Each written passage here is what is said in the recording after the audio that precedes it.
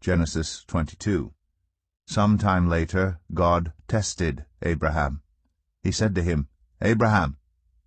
"Here I am," he replied.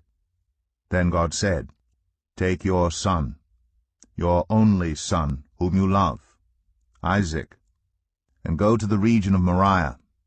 Sacrifice him there as a burnt offering on a mountain I will show you." Early the next morning Abraham got up and loaded his donkey. He took with him 2 of his servants and his son Isaac.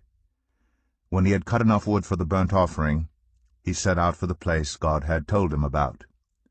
On the 3rd day, Abraham looked up and saw the place in the distance. He said to his servants, "Stay here with the donkey, while I and the boy go over there. We will worship, and then we will come back to you." Abraham took the wood for the burnt offering and placed it on his son Isaac, and he himself carried the fire and the knife. As the 2 of them went on together, Isaac spoke up and said to his father Abraham, "Father?" "Yes, my son," Abraham replied. "The fire and wood are here," Isaac said. "But where is the lamb for the burnt offering?" Abraham answered, "God himself will provide the lamb for the burnt offering, my son." And the 2 of them went on together. When they reached the place God had told him about, Abraham built an altar there and arranged the wood on it. He bound his son Isaac and laid him on the altar on top of the wood. Then he reached out his hand and took the knife to slay his son. But the angel of the Lord called out to him from heaven, "Abraham, Abraham." "Here I am," he replied. "Do not lay a hand on the boy," he said. "Do not do anything to him. Now I know that you fear God, because you have not withheld from me your son, your only son." Abraham looked up, and there in a thicket he saw a ram caught by its horns. He went over and took the ram and sacrificed it as a burnt offering instead of his son. So Abraham called that place, "The Lord will provide."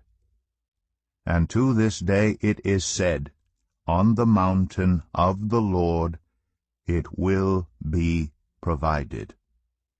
The angel of the Lord called to Abraham from heaven a second time and said, "I swear by myself, declares the Lord, that because you have done this and have not withheld your son, your only son, I will surely bless you and make your descendants as numerous as the stars in the sky and as the sand on the seashore. Your descendants will take possession of the cities of their enemies, and through your offspring all nations on earth will be blessed because you have obeyed me." Then Abraham returned to his servants, and they set off together for Beersheba, and Abraham stayed in Beersheba. Some time later Abraham was told, "Milcah is also a mother.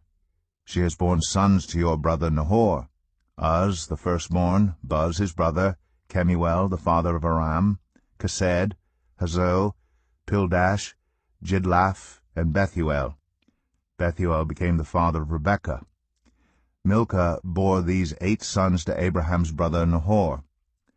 His concubine, whose name was Rumah, also had sons, Tebah, Gaham, Tahash, and Makkah.